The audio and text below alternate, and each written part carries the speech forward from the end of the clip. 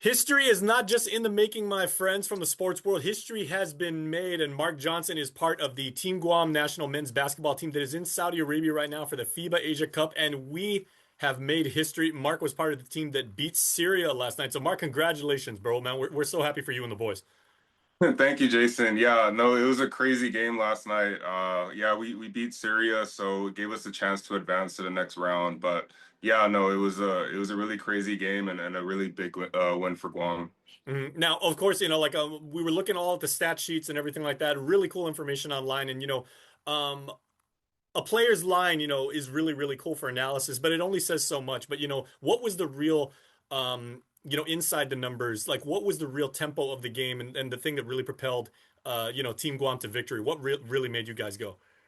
Man, I think honestly it was just the mindset of we didn't want to just come here and just mess around. Like we wanted to come here and actually get a win and let the other countries and everybody know we belong here. So I think it was mostly the mentality coming into the game. Like we didn't want to let up early. We wanted to, set the tone and get it going early with our squad and have a good rotation going. But yeah, I think it was more so just we're coming in here to get a win. We didn't come here to just to be here. So I think that was one of the main things. And of course, we know the tempo of our team and the way you guys are coached is like, that first game that we had against Iran, that was like a heartbreaker. But you don't get too high or too low. It's like, okay, on to the next, and then you had to focus on Syria. By the same token, I mean, you've literally got like 30 hours until like a big rematch against Japan, who you guys were like neck and neck with the last time we played them at the UOG Caval Fieldhouse.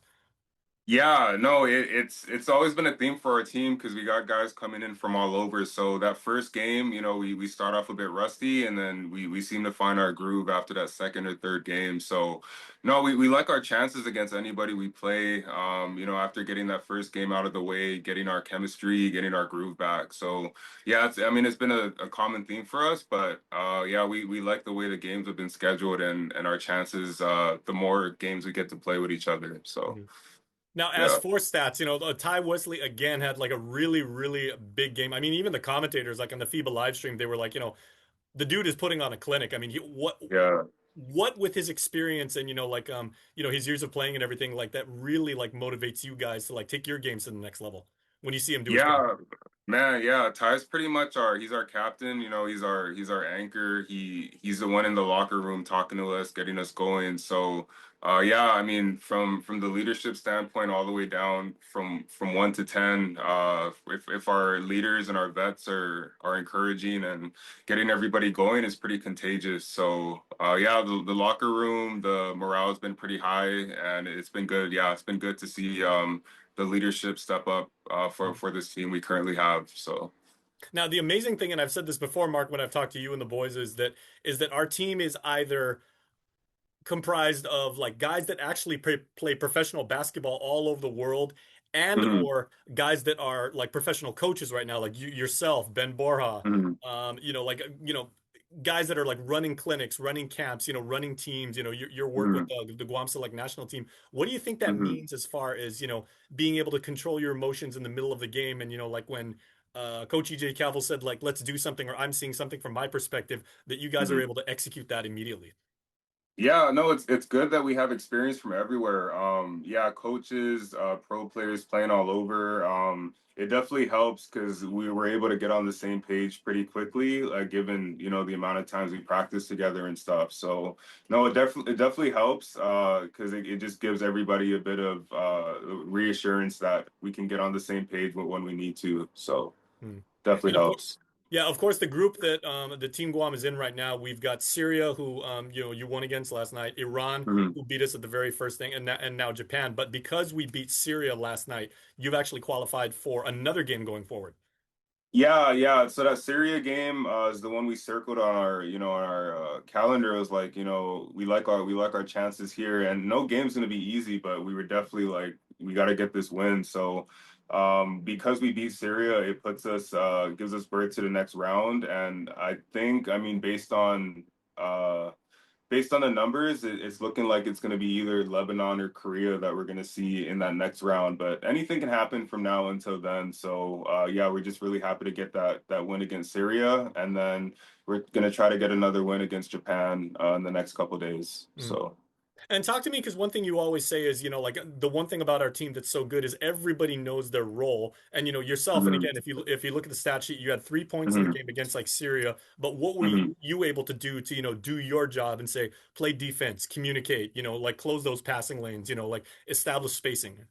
Because it goes Yeah, beyond the I stat mean, sheet. Mm, yeah, no, the longer we play together, like I think the roles get more defined and guys aren't going in there trying to get numbers or try to do their own thing. I think guys are more so going in there just trying to win the game. So, I mean, 10 points, 3 points, 20 points, whatever it is, I think guys are more focused on winning the game versus what how many points or what they're putting up on the stat sheet. mm. Which also is another thing that's contagious and hopefully we could stick to that moving forward as well for our next 2 games, maybe more. Mhm. And of course, you have like in addition to EJ Calvo as the head coach, you've got Danny Paino who made the trip, and has worked a lot with Yeah. like our youth program, and then Chris Fernandez, who's obviously got his number retired like at FD. What are those guys saying to you as far as like motivating you, giving you their perspective, like either in game or in preparations for every time we go out? Yeah, really, really great player coaches. They're always in our ear, trying to motivate us, trying to tell us what they see, pulling us to the side, talking up the game, just talking up even just off court stuff and just trying to get us in the right mindset and the right groove going into these practices and games. So, it's been huge having those two as our assistant coaches. They've been really good for the team. So, Mm. Okay, and again, yeah.